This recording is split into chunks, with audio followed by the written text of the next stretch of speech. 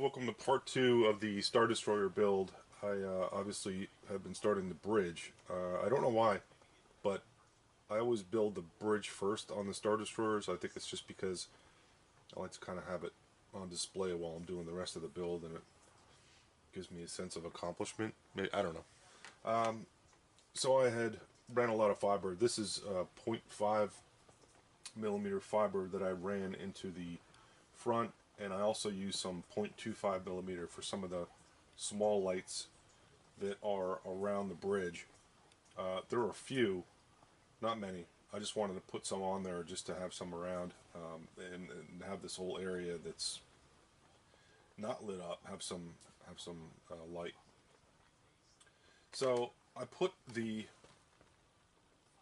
top two pieces on permanently.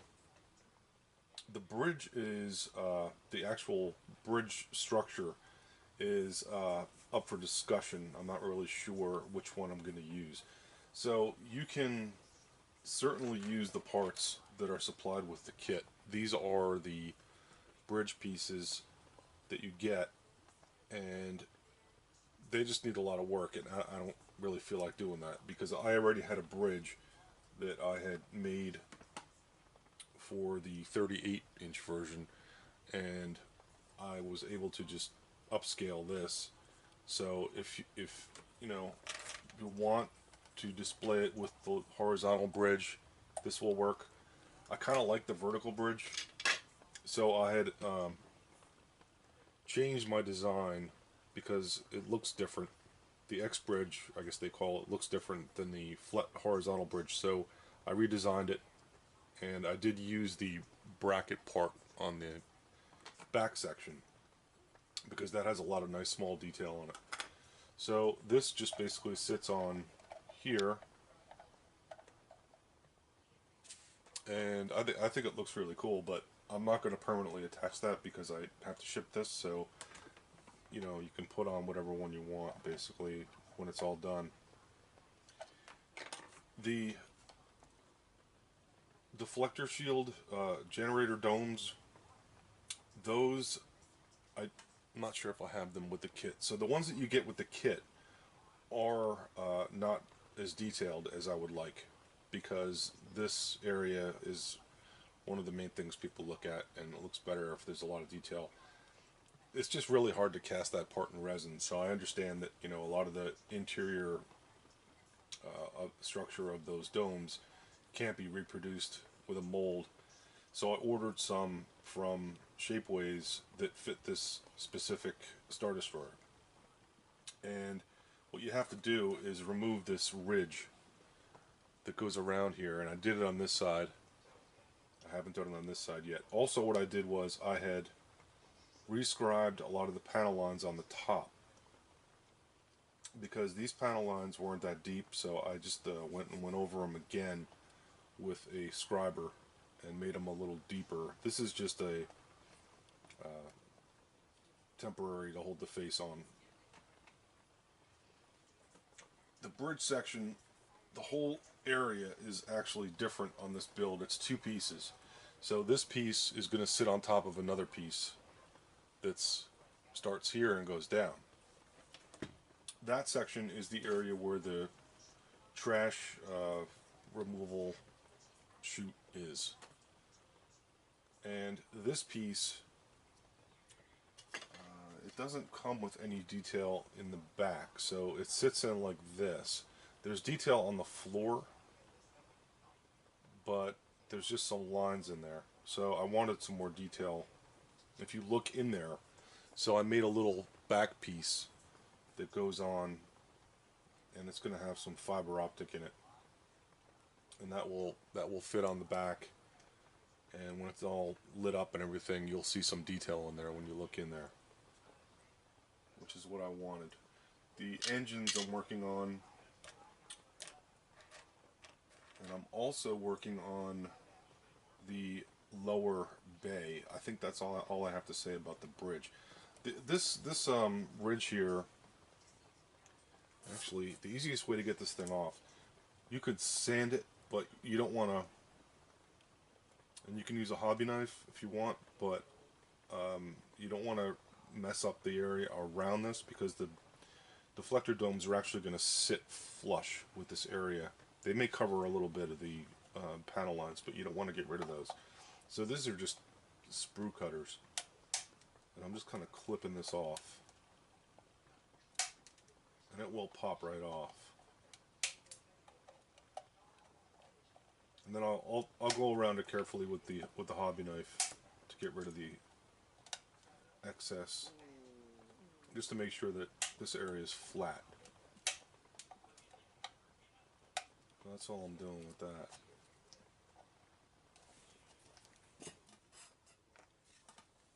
So this is the lower bay. I'm sure everyone's familiar with this, and it's kind of a mess.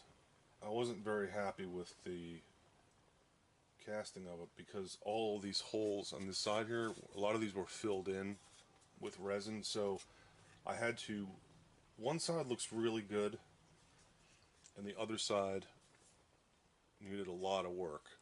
And I don't know if you could see in there, there's a lot of bubbles in there, and these holes aren't even because of the way I had to Dremel out this resin. They were kind of filled in with resin, so I had to Dremel in there and then use a putty knife or a hobby knife to straighten out some of this stuff. I spent a while actually just sitting on my deck trying to get this all fixed up. And then where all the bubbles were, there's a lot of filler in there, because there were bubbles in the resin, and there were actually a lot of pieces missing out of here. And I still have to clean out this one right here, because that's totally blocked up too. These have to look even, because you're actually going to look up into this bay from beneath, and you're going to be able to see this lighting. You're probably going to be able to see that. So it's got to look right. The holes that were in the bubbles that were in the resin that left holes, I use this stuff, which is Mr. Dissolved Putty, and it comes from Japan. And it's a thick, if you've never used this stuff, just to give you an idea what it looks like, it's a really thick sort of solution that you can put on with a paintbrush, so you can fill in areas where you normally wouldn't want to put putty in there with your hands or a toothpick or something. So I use this stuff a lot to fix resin when there's bubbling issues, and it seems to work pretty well because it's sandable. It dries really fast. It's not water cleanup though. It's you need mineral spirits to clean it up. One thing he did differently on this one, it has a little add-on bay, which is this little bay that goes on, and you can see inside this window. It's kind of cool. I kind of like it. That had some issues too with bubbles, and I did use putty to fill in some, and I have to clean it up. I still have some work to do on this part, but I decided to work on it because it needed a lot of needs a lot of cleanup. This piece is the smaller bay, and this looks pretty good. There was just some minor issues with this little window here, but I was able to get away with not doing much with this, so this is in pretty good shape. I'll probably light all this stuff, paint it before I do any of the actual building of the main structure. So there's the lower bays, the bridge, and also the engine part, which I'll show you what I'm working on with that. Okay, so here's the main engine section, and you can see I already drilled the holes for the wiring to go through to light up the engines. So if you're going to light this thing, you're going to have to get through this with a probably at least 4 or 5 inch bit. So you're going to need a drill, and you're going to need a I think it's a 5/8 inch hole that I drilled, and a 3/8 and a half inch I think I went through, but I used a drill press to go through these, because you have to actually go through both the front section and this rear section. So you're going to need a pretty long drill bit to get through there, and make sure that you go all the way through this back piece, because this is going to be butted up to your rear support, and you're going to need to get through it to run the wiring. So what I did was, after I drilled the holes, I'm dry fitting all my parts to try and figure out what bulbs I'm going to use for each engine. The smaller engines, these are fine with a 5mm LED. I'm going to have to make some sort of a bracket to hold this center because the hole is a little bit bigger than 5mm. It's probably 7 or 8 at least, so I'm going to need to center this LED for all 4 of these. And for the large engines, these were in pretty good shape. These engine bells, I didn't really have to straighten them at all. They're all round, so I don't need to worry about that. And there's a neck section to each one, so this part attaches to the engine itself, the engine bell piece, and then this piece, it fits in here nicely. So hopefully all my engines will line up. I'll have to test that out. But it looks like these fit pretty well in here. So there's minimal work to do as far as lining these up. But these all look out of the gate. These all look really level. So I shouldn't have any problem getting all these engines situated. Just to give you an example of how accurate these are without doing any work at all, just taking the parts and dry fitting them, all these engines pretty much line up almost exact. So I don't have to do anything with lining them up. I remember the last one I had to do a lot of work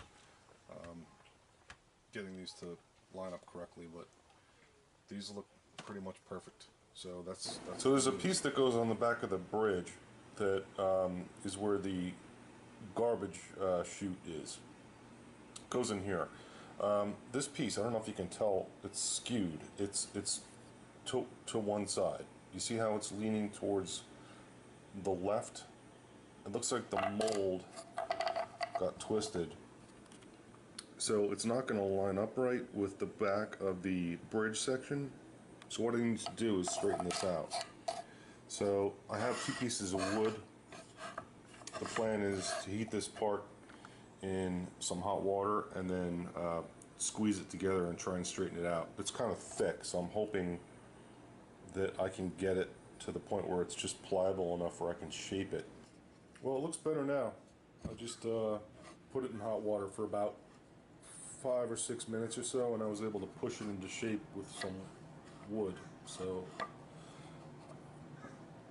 I don't know what happened to it when it was cast, but it looks good now. Okay, so before I mentioned that I used the belt sander on a lot of the parts. The belt sander is great, but it's overkill for some parts that have only a thin layer that you want to get rid of. Obviously, you don't want to take away part of the actual part itself. So what I do is I have a sheet here with 100 grit sandpaper on it. It's just MDF, and I kind of duct tape this. It's just easier than holding a sheet of sandpaper. So this is one of the engine rings. I did one already.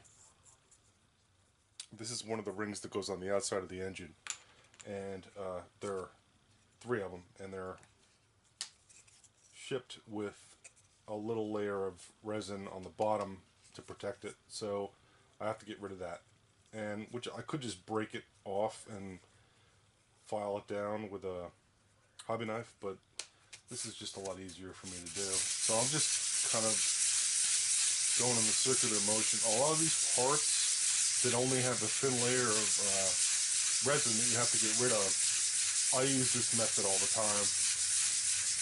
I'm sure it's not a trade secret, but just thought I'd show you just in case.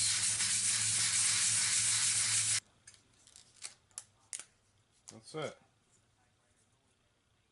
And these parts are completely round, so I won't need to do anything as far as fixing them. Probably because he shipped them with the resin piece intact. So there we go. I'm also going to do the same thing with this. This is a half of this. So this goes around the bay, the main docking, or the main bay on the bottom of the ship. So it only has a thin layer of resin to get rid of. So I'm going to slowly go around and get rid of that. So I think there's some detail here that I don't want to get rid of. So it's just a little bit that I have to shave off, just so both of these are completely level. So thanks for tuning in. I'll let you know. Oh, let me show you I have the engines glued together. So I got these all cleaned up, and they're all nice and smooth on the outside and stuff, and this piece is now attached with CA glue. What I'm gonna do, they fit really nice, and they're all pretty much flat as far as height. They're all level.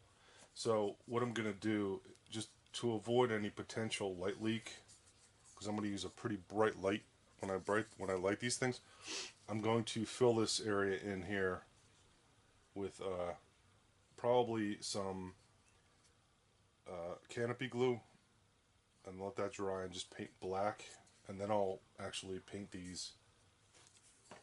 I'm not going to put these on until I have the whole engine painted, because it will be hard to get in there and stuff. So I want to paint these before I put them on, and paint this before I put this on. But they look like a pretty good fit to me. So, see how it works out. Take a base of action. Guys.